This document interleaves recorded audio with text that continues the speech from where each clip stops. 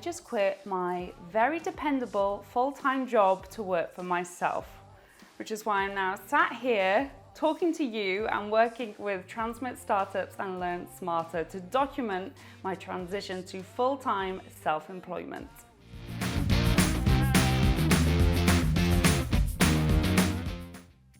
And so on here, I'm going to be capturing my very first 4 weeks of self-employment. But first, let me introduce a bit more about myself, my career, and how I got to where I am today. So, hello, I'm Chelsea. I am 31 years old and I was born in Wrexham in North Wales.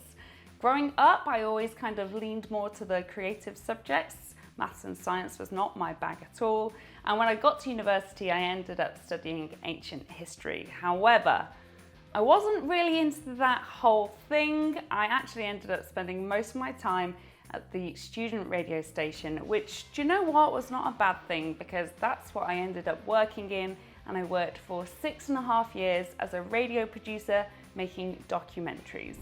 But to explain what I'm doing now, because my business is not in radio, I need to rewind a little bit. So I worked for a really small independent production company. There was only, I think, 2 or 3 of us at this point, where 1 year in, I spoke to the boss and said, look, can I buy into the business in any way? I just really wanted a bit of that ownership over what I was doing, and I was really passionate about it. And what he said totally changed the course of my career and my life in a way. God, we are getting deep already. But he simply said, it's not feasible at the moment. He was very, very nice about it. But he said, I think you need to find your own thing. And that's what got me starting. I was like, what is my own thing? The only thing at that moment that I was super passionate about was radio. And so whilst I was trying to work all of that out, I decided instead to settle on learning a new skill, video editing. I would start a YouTube channel. And I did the very embarrassing thing of going to Primark and buying a lot of items and trying to do a Primark haul because they were very popular on YouTube at that time. It was awful. I'm very glad I deleted that video, and it gave me a whole new, I really respect the people who are able to make those things very entertaining. So I was a bit stuck there until I thought about my other goals, which were to travel more. And being somebody who was quite new into their career, I didn't have lots of money, so I knew I was going to have to do it on the cheap. Something as a bargain hunter I've loved doing anyway. And it was at this point I stumbled across a study that said the average British person spends £3,418 a year on holidays. And that just blew my mind because I was like, that's an obscene amount of money. But it was great because that really kicked in the producer in me and thought, let's make this into a challenge. And so I ended up doing a how many holidays can I do for half of this price in 1 year? And that's where my YouTube channel, How Many Holidays, was born. If I was to take £1,709, how many holidays could I get out of it?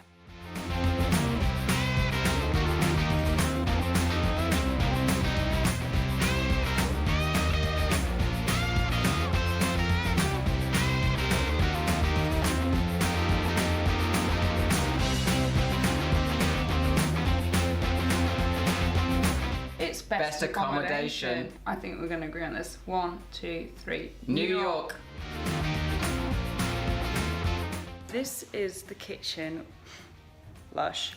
This little living area. Did I just say little? It's not little. It's expansive. I had the most fun year. I did cat sitting, house swapping. I even flew business class to Benidorm. It was brilliant. And by the end of it, I'd kind of mustered up about 1,000 subscribers, and I'd been featured in a few of the newspapers, which meant that there were more people than just my friends and family watching. And so I thought, do you know what? I'm enjoying this. Let's carry on.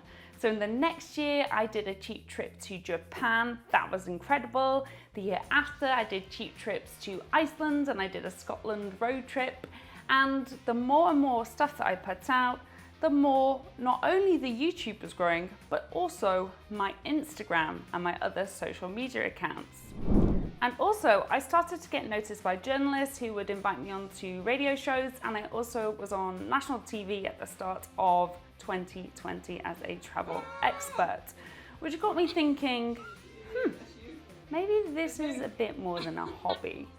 Maybe this could be a full-time thing. But for that, I knew I needed to work towards a goal, and I needed to work really hard to get something set up. And that's why I decided to build a website that would be the home of all this advice. Because up to that point, I had a blog that was just posting my YouTube videos. It was not very good at all. So I decided to work on that and to do a complete relaunch, rebrand, new name and everything, and scheduled this for April 2020. Cue the global pandemic.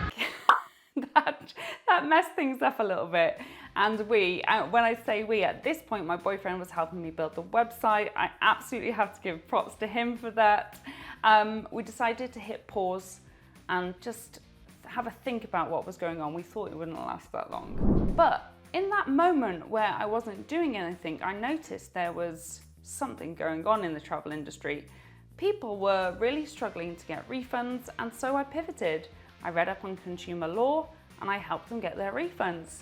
When people started traveling again in 2020, the summer of, I helped them interpret the rules, which were really complicated. Green list countries or islands in the last 10 days, you must book a day 2 test package. Now I do have a booking reference and it's at home waiting for me, so I need to pop that in. And told people what they needed to do to get away, and I've just continued to do that more and more. Putting in the test booking reference I got when I ordered my Randox kit. I haven't personally seen it yet. James has received it for me, so I really hope that this is enough. God, fingers crossed. And it got to August in 2020 and we thought, let's not wait anymore. Let's do a soft launch of the website, and so we put it out there. I changed how many holidays to cheap holiday expert, and the more info and advice I was putting out there, the more traffic was growing on the website, the more my Instagram was growing, and the more my reputation as a travel expert was building as well.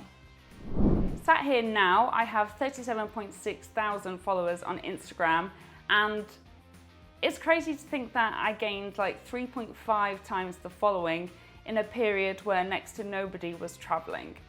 And that's when I was like, there really is something in this. Something good is going on here. I need to take this seriously. So, when did I know that I had to do this full time?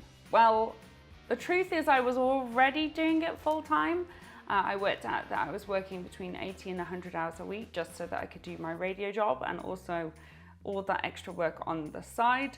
And that's not particularly good for your mental health or your wellness in general. And I just got to a point where I was nearing burnout and I thought, oof, something has got to change. However, money was a massive issue. I couldn't simply just give up my dependable job. I didn't have any savings, I had debt. And so I set about really cutting back on my spending to get myself out of debt completely, which I managed to do. I was very lucky to have a job during the pandemic. But I told myself that I needed to save £10,000 for me to feel comfortable enough to quit my full-time job. Spoiler, I'm sat here now. I have not got £10,000 in the bank because the reality of the situation set in, and it was something that someone said in passing. They just said, oh, I don't understand any of these rules. I just come to you now to help explain it. And this has been said to me several times, but it was just in that moment that I recognized that hopefully travel will go back to normal and I will be able to continue talking about cheap travel, that's fine. But what I have now is this very important kind of opportunity where I'm helping people, and I think that's such a powerful tool. And I want to be able to help as many people as I can right now, and hopefully they'll stick around for the ride and be here for when I can talk about more things like getting flights for a fiver. And so I had that realization on the Friday and I handed in my notice the following Monday.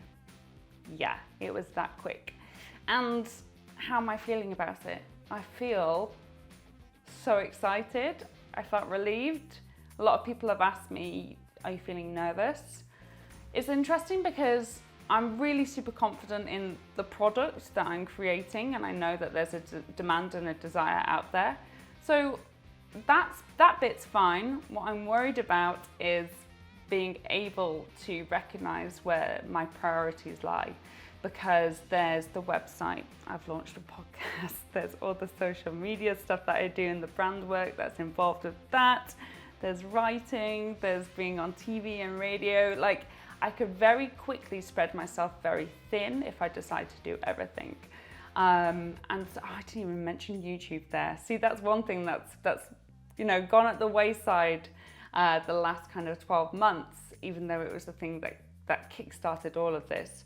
And so that's going to be the really interesting part, and I haven't worked it out yet. And that's exactly what these videos are going to be about, is you'll join me once a week for the first 4 as I set some goals, give them a go, and then feedback at the end of the week to see how realistic they were. And I'm really, really interested to see how that works.